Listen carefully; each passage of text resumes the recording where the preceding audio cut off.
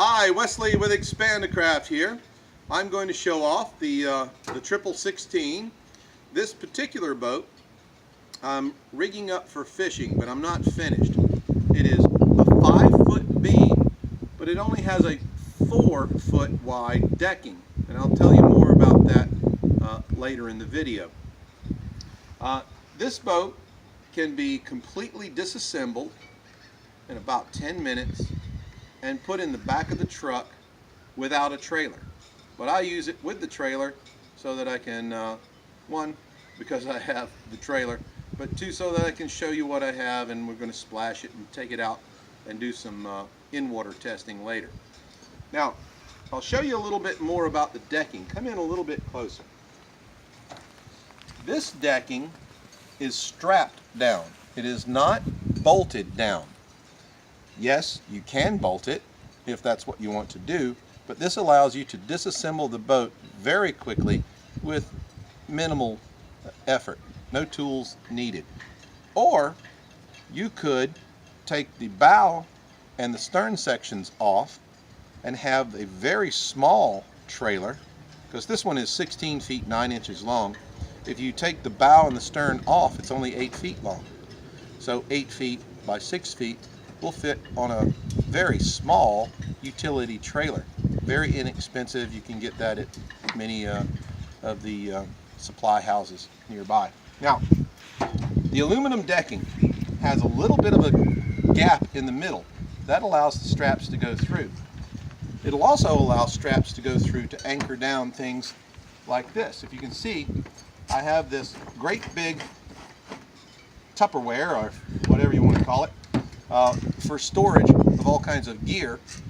You can imagine too that you could have up front a electric motor over here. In the back, I have this gas motor. This is a 1.5 air-cooled Honda, plenty enough to move this boat at 5 or 6 knots. You're not going to get much more than that.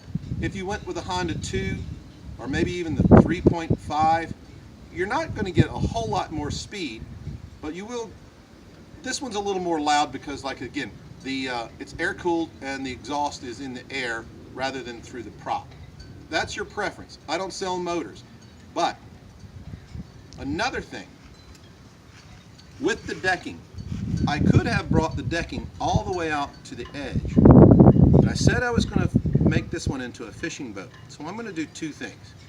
One side of the boat is going to have fishing rod holders that, instead of having the fishing rods sticking straight up so that they're in the way if you're fighting a fish from the swivel seat, instead they'll be this way, horizontal, off of here, which also you could mount any number of things for electronics or what have you on one side. On the other side,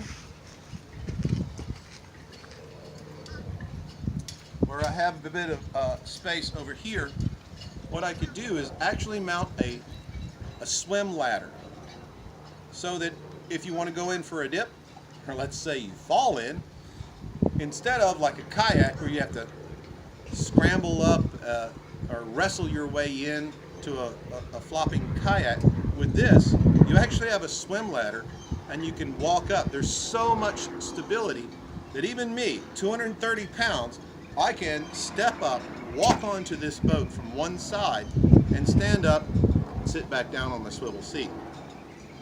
The other thing here, with this boat being 4 foot wide and 8 feet long, you have a tremendous amount of space. How you outfit your Expandacraft is up to you. If you want the front completely free and clear, then mount your gear behind you. If you don't want a pedestal style seat like this one, but instead would like to have a live well or perhaps a cooler that you can put a seat on, you can do that. My point is this: Expandacraft comes to you as a blank slate. You can fill that any way you like. Instead of, like a lot of the kayak world has all these different things that you can buy for their kayaks, but you got to buy it from that particular manufacturer, which means it costs more money. With Expandacraft, you can go to Walmart and get this seat for 20 bucks. You can go to another one of the suppliers and get this base for 50 bucks and put it on your Expandacraft. There's different things that you can do as far as, this one's not even bolted down right now. We strap it down. And again, this is just a great big tub for mounting directly to the deck and then putting everything that I want in it. It's free and clear space. What would you put there? Now, I'm going to explain, if we come around here a little bit, I'm going to explain a couple of things. This trailer, I put a lot of different boats on. So that's why it has these sticking out, because it is also for a wider boat. I simply strap this one down. This motor mount comes directly off, and I left this particular cap off so you can see. This 1.5 inch tubing fits neatly inside one of the decking plates. It's very stout, very sturdy. Now, don't think about doing 10 horsepower motors on these boats. That's pointless. You don't need anything more than a 2.5. The 3.5 is overkill. You'll never see full throttle.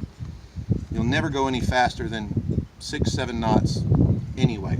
This 1.5 will give you 5.5, maybe 6 knots, and it's the minimal size motor that you need for something like this. Now, here I have a detachable light set. I do that because every time I dip my trailer in salt water, it seems like the electronics go out. So I just strap it on top of here.